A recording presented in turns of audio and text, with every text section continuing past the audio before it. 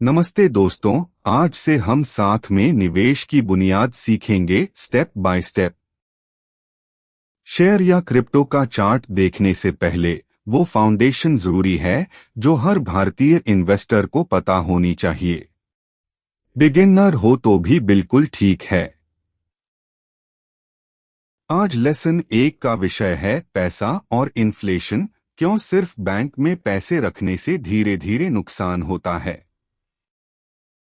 Screen पर जो chart दिख रहा है वो निफ्टी 50 है, भारत की 50 बड़ी कंपनियों का इंडेक्स, हमारी इकोनॉमी का सबसे देखा जाने वाला बैरोमीटर। यही हमारे कोर्स की बैकग्राउंड रहेगी और हम देखेंगे कि समय के साथ ये कैसे बदलती है। पहला सवाल, अगर सारा पैसा बैंक में कैश या सेविंग्स अकाउंट में रख दूं तो क्या वो सच में सेफ है? सहज रूप से लगता है हाँ, अकाउंट में लिखा नंबर अपने आप कम तो नहीं होता। लेकिन हकीकत अलग है। स्क्रीन पर यूएसडी आईएनआर एक्सचेंज रेट की तरह हमारी रुपए की परचेसिंग पावर हर साल थोड़ी कम होती जाती है। संख्या वही, वैल्यू गिरती है। उदाहरण, 10 साल पहले बचाया 10 रुपए लाख आज उतनी चीजें नहीं खरीद पाता जितनी तब खरीदता था। कीमतें बढ़ चुकी हैं। इसी वजह का नाम है आज का मुख्य विषय इन्फ्लेशन।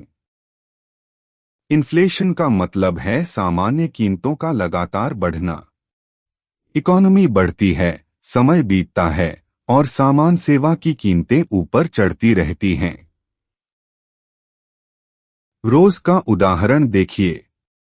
10 साल पहले एक कप चाय अक्सर 10 रुपए के आसपास मिल जाती थी, आज कई जगह 20 रुपए या उससे ज्यादा। वही चाय लगभग दोगुनी महंगी।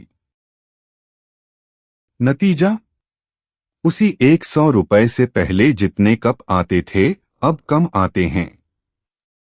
इसे कहते हैं परचेसिंग पावर का घटना। पैसे की संख्या वही रहती है, लेकिन उससे खरीदने लायक चीजें घटती जाती हैं। जैसे इस चार्ट पर इकोनॉमिक इंडेक्स समय के साथ ऊपर जाता है, वैसे ही कीमतें भी ऊपर जाती रहती हैं। अब आंकड़ों की बात। भारत में हाल के वर्षों में कंज्यूमर इन्फ्लेशन अक्सर सालाना करीब 5-7 के दायरे में रही है। आरबीआई का लक्ष्य इससे कम रखने का होता है, लेकिन जमीनी महंगाई अक्सर ऊंची महसूस होती है। अगर कीमतें साल में 6 बढ़े तो रूल ऑफ 72 के हिसाब से करीब 12 साल में परचेसिंग पावर लगभग आधी रह सकती है। 6 साल में भी साफ गिरावट दिखती है। ठोस उदाहरण, आज का 10 रुपए लाख अगर सिर्फ तकिए के नीचे या बहुत कम ब्याज वाले खाते में पड़ा रहे तो 12 साल बाद वही रकम आधी परचेसिंग पावर जैसी महसूस हो सकती है। कुछ न करना धीमा नुकसान। अगर सेविंग्स अकाउंट या छोटा एफडी साल में 3-4 दे और इन्फ्लेशन 6 हो, असल में हर साल करीब 2-3 का रियल नुकसान। रुपए बढ़े, वैल्यू घटी। यहां एक जरूरी कॉन्सेप्ट आता है, रियल रिटर्न। आसान भाषा में जो ब्याज या रिटर्न मिला उसमें से इन्फ्लेशन घटा दो, वही असली कमाई। स्क्रीन पर भारत का 10 ईयर गवर्नमेंट बॉन्ड यील्ड, इससे इन्फ्लेशन घटाए तो रियल रेट मिलता है। उदाहरण 1, ब्याज 6, इन्फ्लेशन 6, रियल रिटर्न 0। लगता है कमाया, असल में जगह पर खड़े हो। उदाहरण 2, ब्याज 4, इन्फ्लेशन 6, रियल रिटर्न 2। पैसे बैंक में रखे फिर भी हर साल जमीन खोई। इसीलिए सिर्फ एफडी या बॉन्ड का नंबर मत देखिए। हमेशा पूछिए अभी इन्फ्लेशन कितनी है। ऊंचा रेट भी हार सकता है अगर महंगाई उससे तेज हो। निष्कर्ष यही है, निवेश इसलिए करते हैं कि इन्फ्लेशन से घिसती परचेसिंग पावर बचा सकें और उसके ऊपर संपत्ति बढ़ा सकें।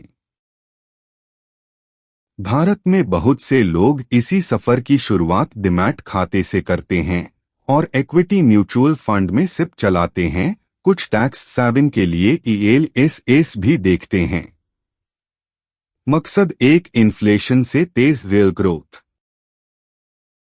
लेकिन इतिहास एक और बात सिखाता है।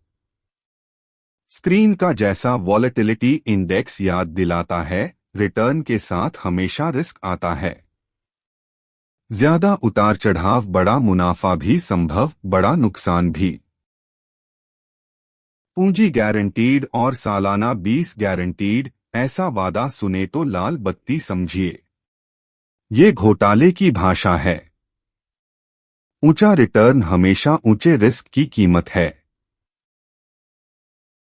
निवेश का मतलब रिस्क को पूरी तरह मिटाना नहीं, समझना, मैनेज करना और समझदारी से अपना लक्ष्य पूरा करना है। लेसन 1 का सार। पहला, नकदी हर साल इन्फ्लेशन से परचेसिंग पावर खोती है। इस निफ्टी चार्ट जैसी इकोनॉमी रुकती नहीं, कीमतें भी नहीं। दूसरा, real return nominal rate inflation. असली कमाई इसी सूत्र से जांचें, सिर्फ हेडलाइन ब्याज से नहीं। तीसरा, निवेश का असली मकसद इन्फ्लेशन से संपत्ति बचाना है। और याद रखें, हर रिटर्न के साथ रिस्क जरूर आता है। अगले लेसन 2 में हम कंपाउंडिंग की ताकत सीखेंगे।